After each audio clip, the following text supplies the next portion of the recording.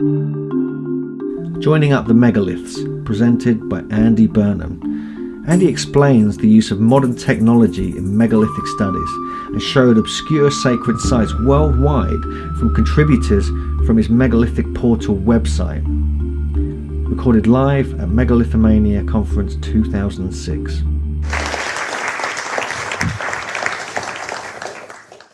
Thanks very much. As you said, I'm Andy Burnham. I'll just get my notes out. I'm terrified of dropping these, so I've got them in a folder, and now I'm going to take them out. I have to be very careful with them.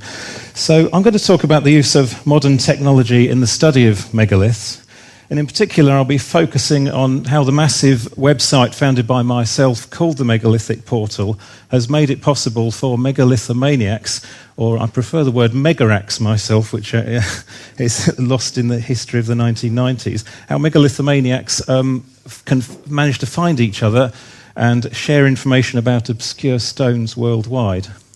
Now, it would be quite easy to bore you senseless with this subject, so rather than dwell on the hows, whys and wherefores of running a website, what I'm going to do is give you a whistle-stop tour of what we have to offer the world.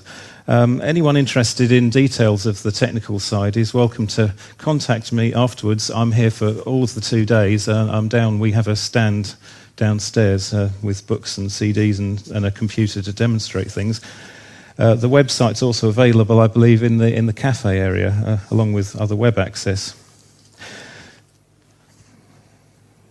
Oh, it's that one, isn't it? He told me about that, so he warned me about that. Anyway, on to slide 2. I expect most speakers will be illustrating their talks with their own photos. So I do take my own photos, but what I thought it would be more fun to do today would be to do something a bit different. As was said, the Megalithic Portal has many hundreds, indeed thousands of contributors who've taken the time to submit their photos and thoughts on megaliths and a wide variety of related subjects. So having personal trust over this database of over 20,000 photos, it's clear they should form a major part of the talk. So the unique thing about the presentation you're going to see that I've put together specifically for today is that every single photo has come from a different contributor. I've tried to pick some of the most expressive photos from the wide range of subjects that we cover. So we're going to stray a little bit away from megaliths as we go. I've tried to choose some subjects that are a little out of the ordinary megalithic fare as well. Right, having got the hang of the changes. Photos and other contributions come in all the time at the portal, and each one is checked by a human editor, or site admin as we call them. We have a team of about 10 volunteers working behind the scenes, processing the information that comes in. I've a couple of them here today, and we have internal editorial policies that we have great fun arguing about, debating about all the time. It's great fun. Most of us are English, but we also have a couple of Germans who are helping with our coverage of continental Europe. So as you can imagine, it gets rather hectic dealing with such a live system. Actually, I've just noticed, is it possible to move it up a fraction so we can see the captions at the bottom? Because that, as I say, it can be quite hectic dealing with such a live system. And outside my family and work life, it gets pretty all-encompassing, I have to say, with the rest of my time. I don't often get a chance to step back and look through some of the photos, so it's been a real pleasure to do this. And having selected the photos, I'm trying to weave them together into a cohesive talk, so bear with me as we jump around a bit. Now this was the point. To speed things up a bit, what I've done is put credit for each photo on the screen there, so as I don't have to go through each one. So I'm very appreciative to the people who've allowed me to use their photos. And as I say, I hope that's big enough to read, and you'll get the details of what you're seeing there as we go.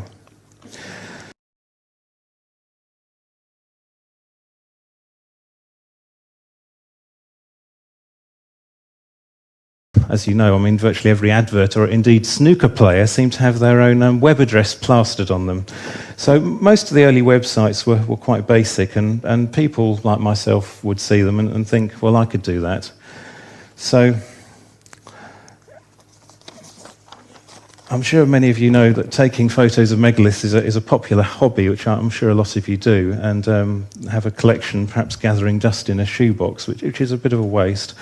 So quite a lot of people like myself had the same idea to create their own website with text and photos scanned into digital form with a cheap desktop scanner that were becoming available. So there were various ways of creating your own website, but whatever way you do it, it can be a time-consuming business. And in the later half of the 1990s, you had to do it the long way. So how did I get into this? Well, going back a few years from the start of the internet, I'd found the Lay Hunter, as had many of you, and later on Third Stone magazine.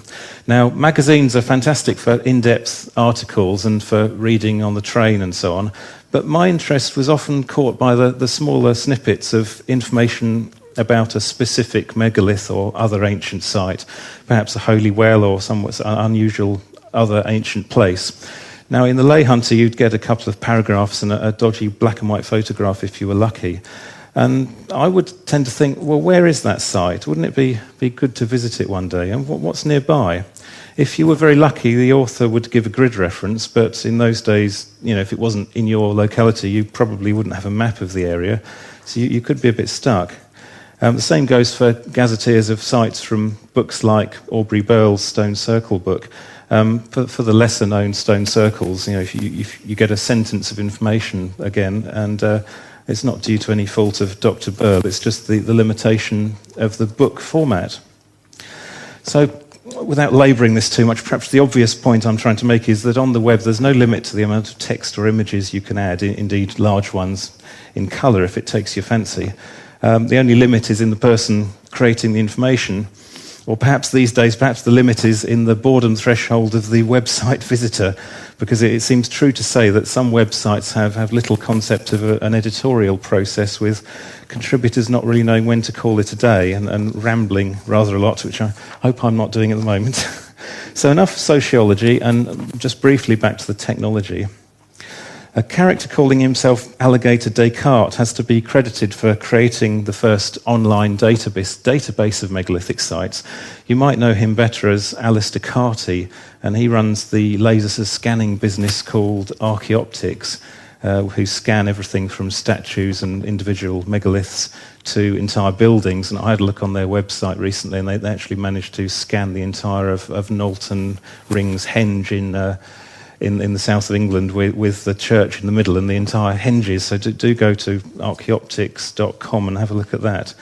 So back in 1996, he created a small listing of stones as part of his website called Hermetica. Now, on the surface, the pages look much the same as the handcrafted websites that everyone else was doing, but there was a big difference. With all the information came out of a computer database. Now, unfortunately, I don't have a screenshot of that. It's not that exciting anyway, but the site has long since closed down. I managed to collect an archive of the data, and sometimes a job I want to do is to actually recreate this original website, which it sounds like quite a bizarre thing to do, perhaps, but essentially, as I say, it doesn't exist now, so it's almost like archaeology of the internet to recreate this thing. It could be a historic site, even, to use a bad pun. So in a database-driven website, rather than have each page created by human hand, the pages don't actually exist until someone comes along and asks to view them. At this point, the computer at the far end, or otherwise known as the server, goes off and generates the page for you to view, and it fills in the text and the photos in the appropriate slots based on a template that you've previously tells it where you want things to go. So in parallel to what Alligator was doing, I'd been compiling lists of ancient sites just on a database on my own computer, creating an early A to Z index and listings by county and by country.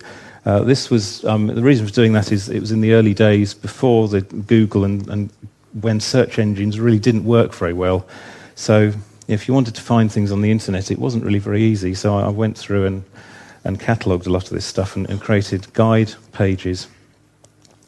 So after that, up popped the idea in all this that more than one person could contribute information.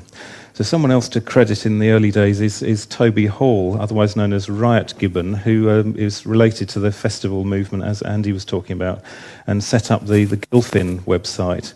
This was an electronic version of an underground print publication, and it carries festival and other What's On information. It was started in Guildford and spread out to the rest of the south of England.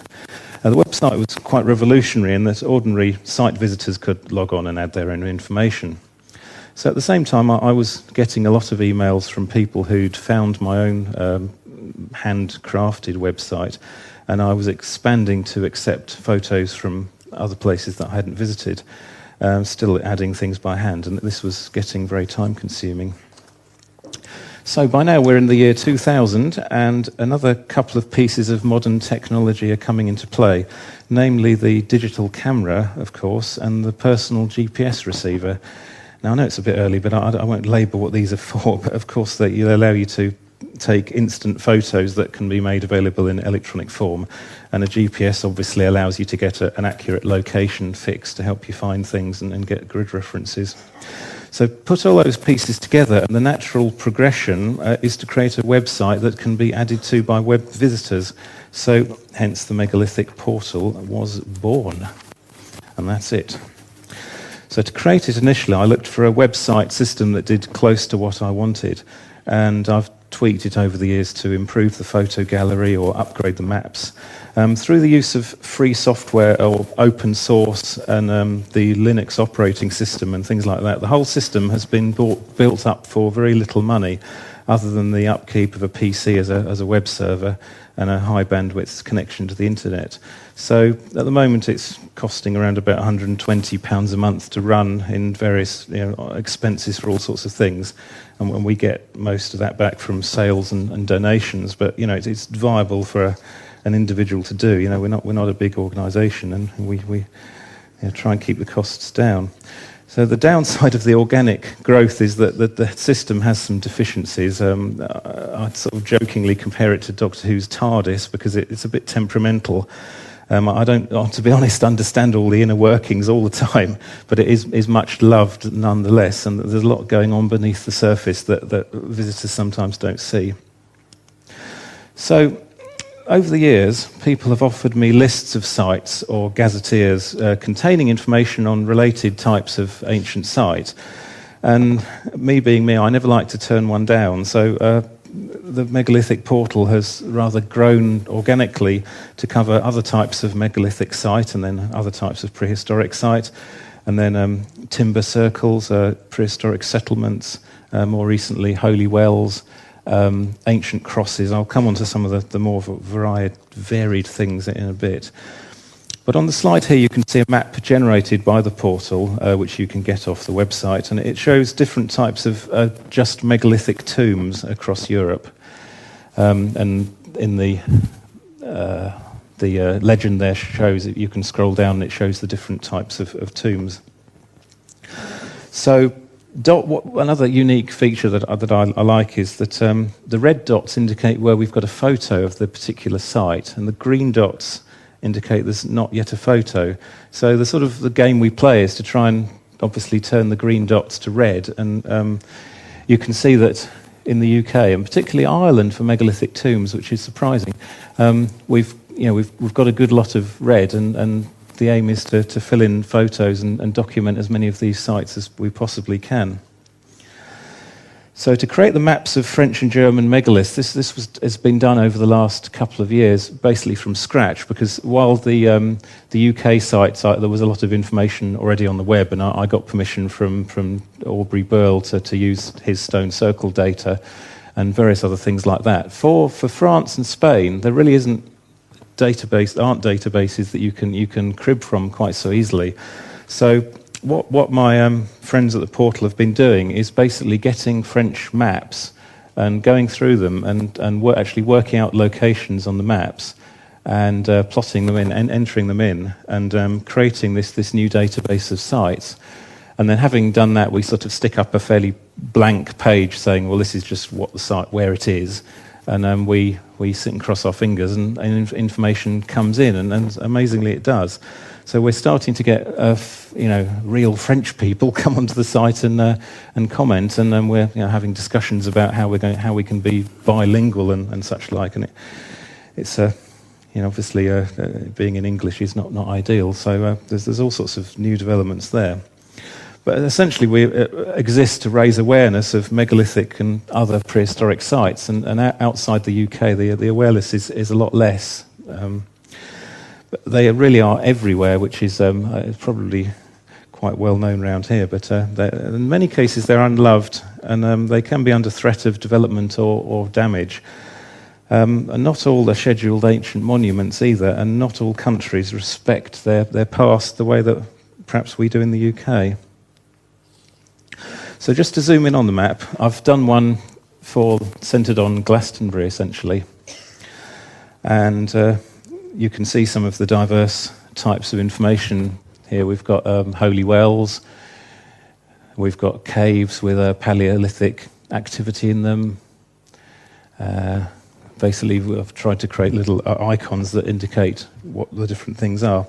And obviously in other parts of the country we have Pictish symbol stones in Scotland and Brocs, and a lot of ancient crosses. I don't think there's one on there, but that's obviously has a cross symbol.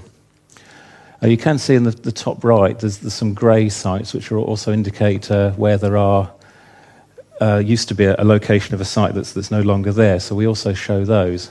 And rather masochistically, I rather like taking photos of these sites where there's just an empty field, which is perhaps my particular strangeness. But I'm quite happy to have photos of empty fields if there was a compelling story behind them. So that was the technical bit. What I'm going to do now is have a quick look at some of the sites that we cover and go on to look at a few of the varied activities and interests of the people who contribute to the megalithic portal. So I'm going to start talking about the photos now. I mean, the ones you've seen are fairly well-known sites. So there's some more obscure things coming up now. So what is that? That's something that came through a couple of years ago. It's in Wales. I forget exactly where in Wales, but it looks a bit suspicious. It sort of looks plonked there, so we don't think it's ancient. We think it's a farmer having a laugh with his JCB and to amuse the cows. So we really don't know. It's the sort of thing that we put up and we ask for comment, and we've got a specific category for modern stone circles. And we also we like to document recent stones that people have built as well, because there's quite a number of them up and down the country. Another area, another type of site, of course, is rock art. This is from Ilkley Moor. It's Hanging Stones Quarry, which the whole area was nearly destroyed in Victorian times, and you can see some very intricate rock art patterning there. So I mentioned briefly the Pictish symbol stones in Scotland. This is a Class 1 stone. It's sandstone and stands on the roadside to the north of the church nearby, of Aberlemno. The design shows a snake and a double disc and this Z type of feature in the centre. And this is Angie Lake's favourite Pictish symbol stone. She wrote, so she was going to be here because she was our competition winner. But couldn't be with us, unfortunately. So she won some tickets to come here today through the website. We quite often run photo competitions and such like, where we go through the, again, rather masochistic tendency of getting visitors to vote for the photos themselves. And everybody says, people are rigging it, but I assure you there is this vote. There's judging going on in the background, and we find them out most of the time, all of the time. So that was our competition winner. This is going to Orkney, far north of Scotland, a grain earth house known as souterrains in Cornwall. It's a nice flash photo of the rather dank and strange interior. Again, no one really knows what these were made for. I mean, there could be grain stores, but it's very damp for grain. So I'm going to go across to continental Europe for a bit.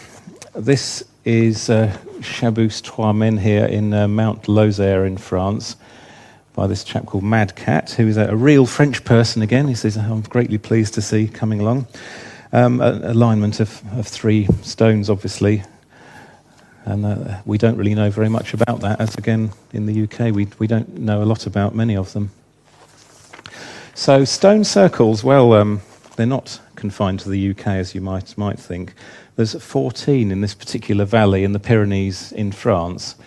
Now this chap Nick has reckons he's found 6 or 7, but has documented where 14 different ones are. Here we are. Yeah, this is an Iron Age burial site. It's actually a stone circle, but it's not a stone circle in the conventional sense. It's an Iron Age burial site. And again, I've not been able to find very much information about this. There's not even a sign. This is in Sweden. Walking around, you'd find these stones and other things indicating more graves from the Iron Age. And the mound is probably a long barrow. And over to Spain, or down to Spain, we've got contributions from this guy called Erenar, who's been feeding us grid references of, longitudes and latitudes are most useful because they go into the plotting the big map that you saw on a few slides ago. So the passage grave close to the village of Arabolde in the Carpiris Hills. And try and get these back in order.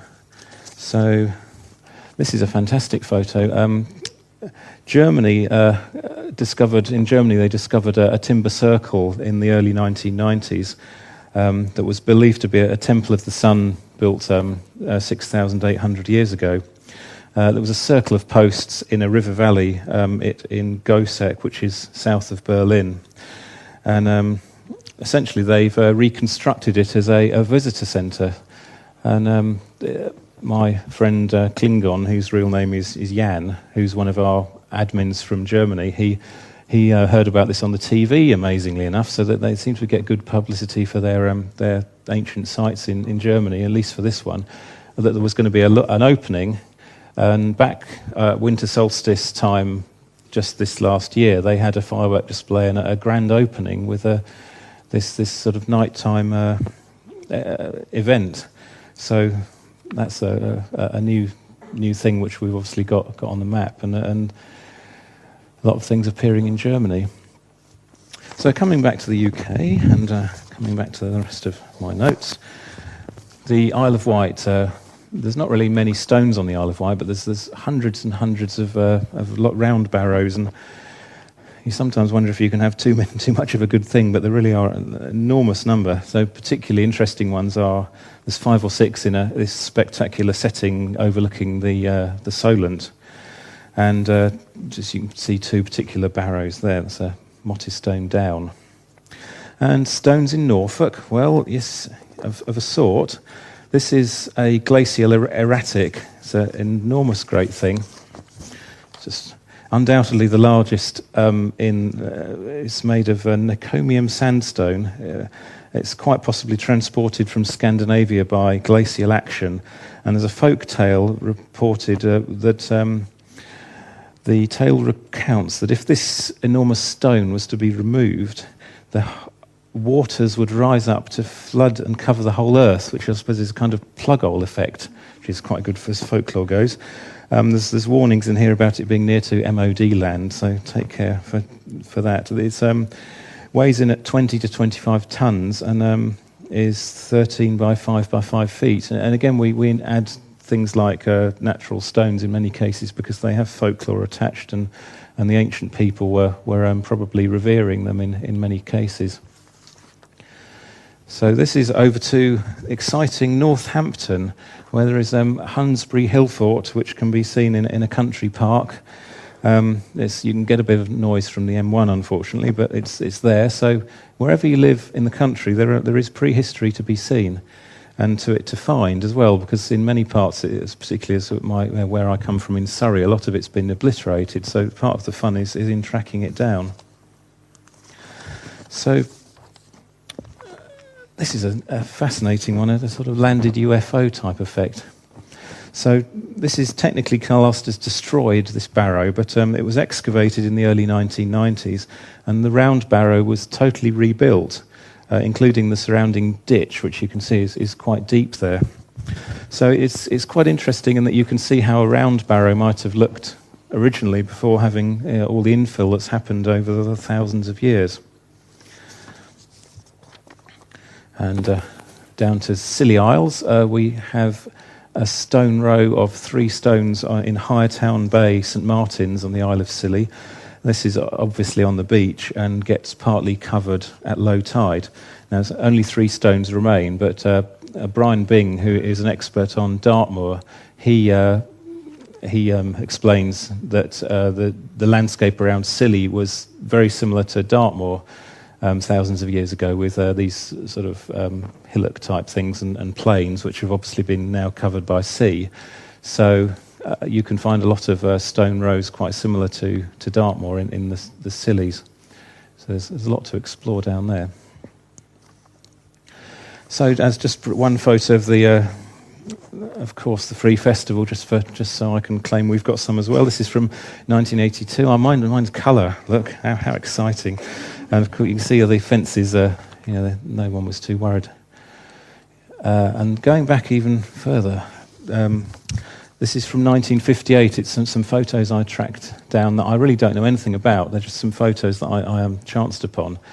There's some more of Stonehenge, and you can see in the background that it's being restored. Now, I'm sure Andy Worthington will be able to tell me exactly what was going on there. But it says there's a sign saying, "Danger, radioactive area, do not proceed beyond this point." Now, why was it radioactive? I don't know. Perhaps someone today will tell me.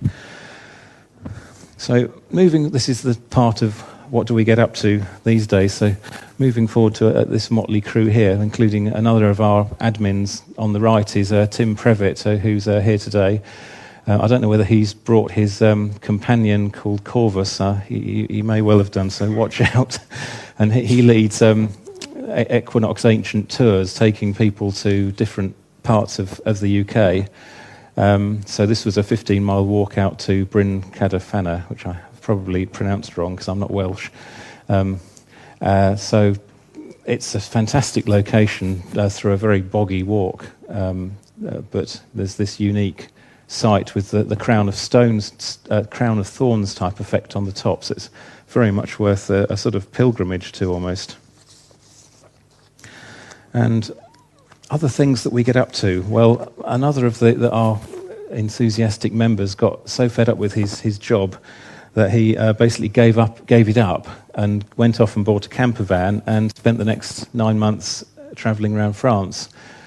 He was the chap who I told you about who was going through the maps, finding the stones and entering them into the database.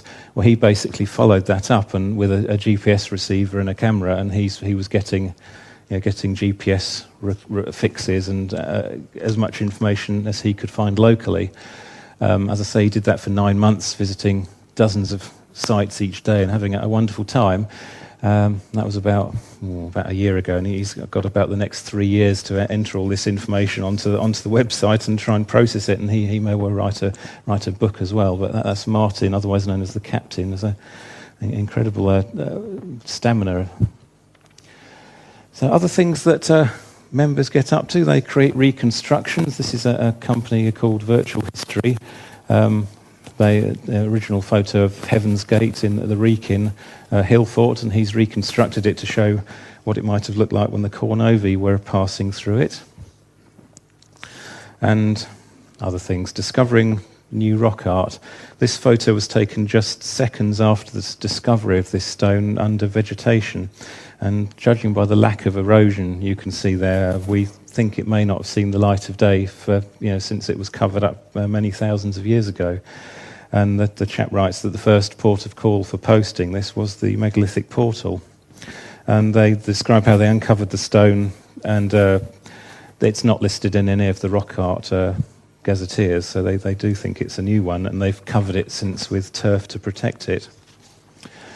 So, more interesting and obscure things is the United States has its own forms of megaliths that are very mysterious and somewhat disputed. This is a large cairn at Oley Hills in Berks County, Pennsylvania. There's a problem in getting these sites recognised as ancient, so they're not protected in any way, and they're extremely threatened from development. But there's good evidence to show they are built by Native Americans from hundreds to thousands of years, and probably over time. So, and one of the things we do, is, as well as campaigning for the better known campaigns in Ireland and the UK is to things like protection for ancient sites in America and such like. So that's the only photo I've got from the USA. Going over to Malta, you may have heard of the Clapham Junction cart ruts, are probably the best known, but these are from St George's Bay in Malta, taken by John, and you can see that they're leading into the sea, and the sea level is actually coming right up there. So you could argue possibly someone's calculated that these must be 10,000 years old to tie in with the sea level. I don't know. I'm interested to have more information. It's near a historical cave called Gare de l'Arme, which is fairly well known in ancient terms. So mysterious cart ruts in Malta. Other things we do is develop new theories about things. Jack Morris-Eaton, who's also here today, has developed over many years a theory relating to stone circles, relating specifically to shadows and the solstices. Now, I won't attempt to describe this here because I'm obviously don't have the time. But Jack is around, and hopefully he can have his own talk at some point to describe more of his theories. But we have a fantastic photo from Jack anyway of shadows near Castlereagh. Black and white photography. This is with a red filter of Stonehenge, quite amazing. And then I think this one is infrared, Ring of Brodgar, Orkney. There's quite a few photo enthusiasts have congregate around the portal, and we get sort of good debates of traditional infrared photography versus digital cameras and such like, and it's all good fun really if you're a photo enthusiast. Someone else who's here today is J.J. Evenden, who you may be able to catch up with down at our stand later on if he has a light plane, and he's done an amazing job in going around doing aerial photographs for us. Now this is a site in France on an island, of course, and you can just see up the top there is a stone circle half in and half out of the sea. And in fact, you may just be able to see above that, there's a second circle forming a figure of 8 actually under the water. So JJ, of course, well, it's not very easy to visit without a boat, but with a plane it's very easy. Now, I know I said I was taking one photo per person, but I've bent the rules with JJ a little bit because these are so amazing. The story behind this one is, this is in someone's garden near Henley-on-Thames in Berkshire. And it's something we tracked down from the air, as we thought must be there from the documentation we knew about. And the story behind this is a megalithic tomb that came from Jersey, and it was donated. It was in 1785. It's the colonel of the St Hela militia was having a piece of land levelled for a parade ground. The men digging it came across this megalithic monument called the Mont de la Vie, and it was offered to the governor of Jersey, Marshal Conway, as a gift from the island that he'd served so well. And as you can imagine, he was a little bit reluctant to accept this gift because it included transporting it off the island. But they were insistent. They said, no, you take our gift, we will be offended or something, he probably thought. So this site from Jersey got re-erected in around the... as I say, I think it's about 1788. They came up a barge on the Thames and were re-erected in Thomas Conway's house outside Henley. Since then, it's really fallen into obscurity. I've got a zoom in there, obviously. Now, we have tried to contact the landowners to see if they will allow us to go and photograph, but they're quite elusive and haven't responded. But we have our plane, so I'm afraid you've been caught on camera, and there it is. And you can see also the rather interesting architect designed house there, so they're probably elusive billionaires or something. So that remains a bit of a mystery. Glastonbury tour. No, this is Croatia. This is 11th century St Nicholas Church. The barrow itself hasn't been explored. This is another of our enthusiastic contributors, as travels quite a lot with his work, and he was going around Eastern Europe, and he actually employed some local archaeologists in Croatia to go and track down some of these sites for us. So mentioning briefly protection of ancient sites is a critical thing of what we do. There's a good argument of, we're advertising all these sites to people. They may find out about them, go and damage them. But I think we have to argue that making them known about means more people will visit them, and they can be protected just by knowing about them and publicising damage. So there's quite a lot of debate gone on about that. But I think we have to say we're doing the right thing. You can see there's rock art here that's being damaged by climbers that we've publicised, and we're trying to get a sign erected.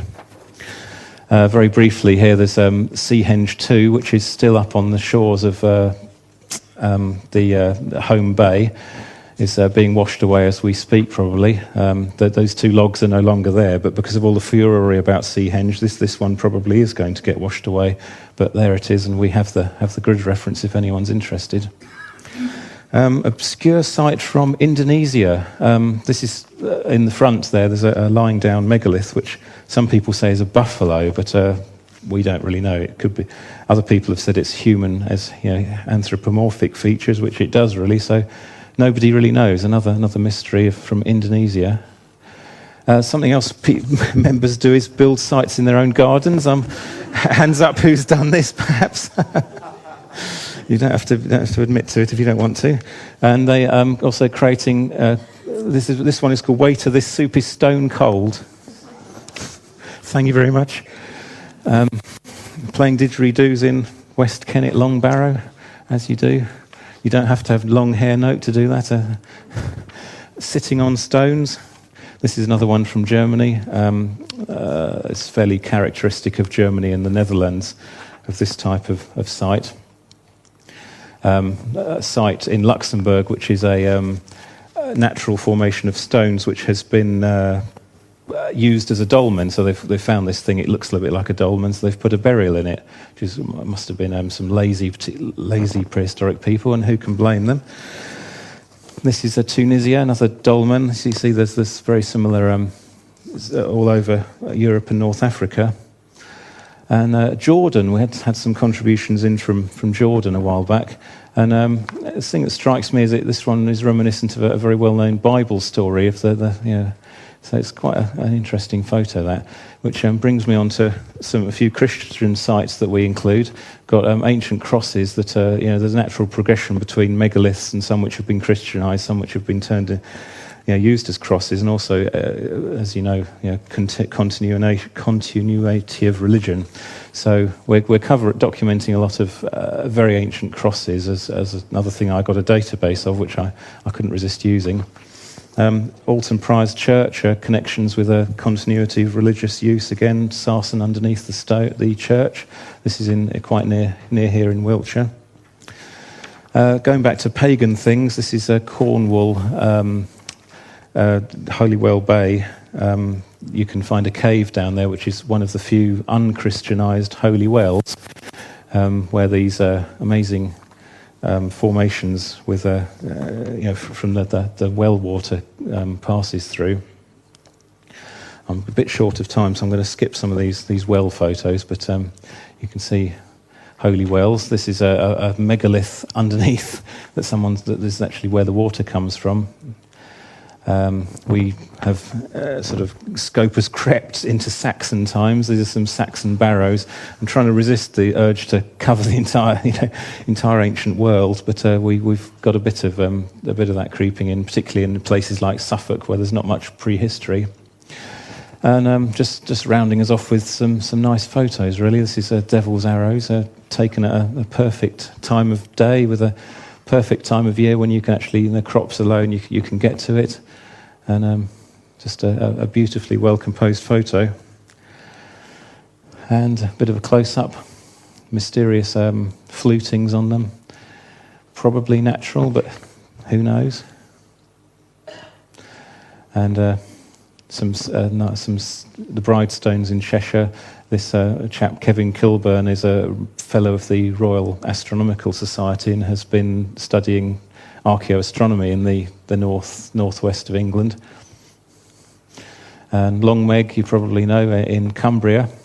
You can just about, well, probably you can't, but there's a spiral carving on that face, which I don't think you can see on there, but it is, I think it's around about there. And another one of Long Meg, just a moonlight shot, which I rather like. Just leave that one for a minute. Moonlight. And there we are. Just end off with that one, of course. Needs no introduction or anything else. So thank you very much.